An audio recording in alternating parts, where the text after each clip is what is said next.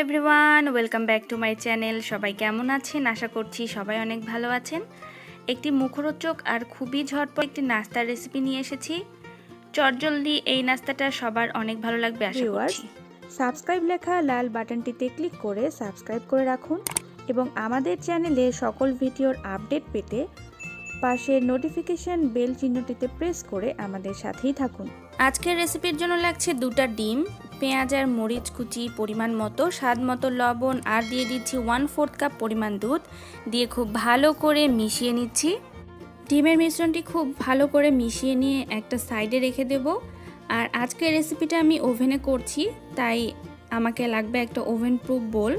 তো এটাকে সাইডে রেখে দিয়ে একটা ওভেন প্রুফ বোল নিয়ে নিচ্ছি। আর এই বোলটার শেপ করে আজকে আমি পাউরুটি দিয়ে যে রেসিপিটা করছি সেটা পাউরুটিগুলোকে এই বোলটার সাইজ করে আমি কেটে নিয়েছি।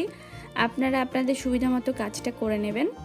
তারপরে ডিমের যে মিশ্রণটা তৈরি করে রেখেছিলাম সেটাকে একটা চামচ দিয়ে পাউরুটির উপরে খুব ভালো করে দিয়ে দিতে হবে।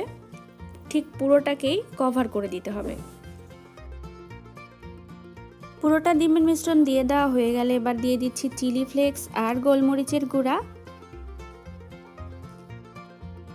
তারপর দিয়ে দিতে হবে আপনার স্বাদ মতো চিজ। এবার দিয়ে দিচ্ছি ব্ল্যাক অলিভ। যদি ব্ল্যাক অলিভটা বাসায় থাকে তাহলে দেবেন, আর না হলে পুরোটা স্কিপ করে যেতে পারেন। এবার দিয়ে দিচ্ছি টমেটো স্লাইস। টমেটোগুলোকে একটু পাতলা পাতলা করে কেটে নিয়েছি, আর ফাঁকে ফাঁকে একটা করে টমেটো স্লাইস দিয়ে দিচ্ছি। এটা একদম রেডি হয়ে গেছে। আর ওপর দিয়ে আবার একটুখানি গোলমরিচ ছিটিয়ে দিচ্ছি।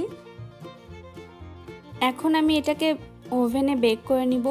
তো প্রথমে আমি ওভেনে দিয়েছিলাম প্রায় 2.5 মিনিটের মতো, পরে আমি আবার 2.5 মিনিট দিয়ে দিয়েছি। তার মানে টোটাল রেসিপিটা রেডি হতে আমার 5 মিনিটের মতো লেগেছে। এটা যখন বেক হবে তখন দেখবেন যে বেশ ফুলে উঠেছে আর খুব ভালো মতোই হয়ে গেছে। তো 5 মিনিট পরে ওভেন থেকে বের করে নিচ্ছি। রেসিপিটা একদম রেডি হয়ে গেছে। আর এখন আমি এটাকে কেটে আপনাদেরকে ভেতরটা একটু দেখিয়ে দিচ্ছি যে এটা কত ভালোভাবেই বেক করা হয়ে গেছে। তাহলে viewers, bread egg cheese toast একদম রেডি হয়ে গেছে। বাসায় যাদের ওভেন রয়েছে তারা ঝটপট এই রেসিপিটা করে ফেলতে পারেন। আশা করছি আজকের রেসিপিটা আপনাদের কাছে অনেক ইজি আর অনেক সহজ বলেই মনে হয়েছে। বাসায় যদি পাউরুটি থাকে তো ঝটপট আজকের এই রেসিপিটা তৈরি করে ফেলতে পারেন। এবার একটুখানি কেটে দেখাচ্ছি এটার ভেতরটা কতটা মজাদার আর স্মুথ হয়েছে।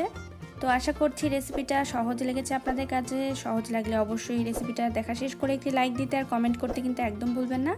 আপনাদের কমেন্ট পড়তে আমার অনেক বেশি ভালো লাগে। আজকে এখানেই শেষ করছি। এরকম মজার মজার রেসিপি পেতে হলে রেসিপি বাই সৃষ্টির সাথেই থাকতে হবে, আর অবশ্যই চ্যানেলটিতে সাবস্ক্রাইব করে রাখবেন। তো ভিউয়ার্স, ভালো থাকবেন, সুস্থ থাকবেন। দেখা হচ্ছে, কথা হচ্ছে আগামীতে নতুন কোনো রেসিপি নিয়ে। সবাইকে অনেক ধন্যবাদ।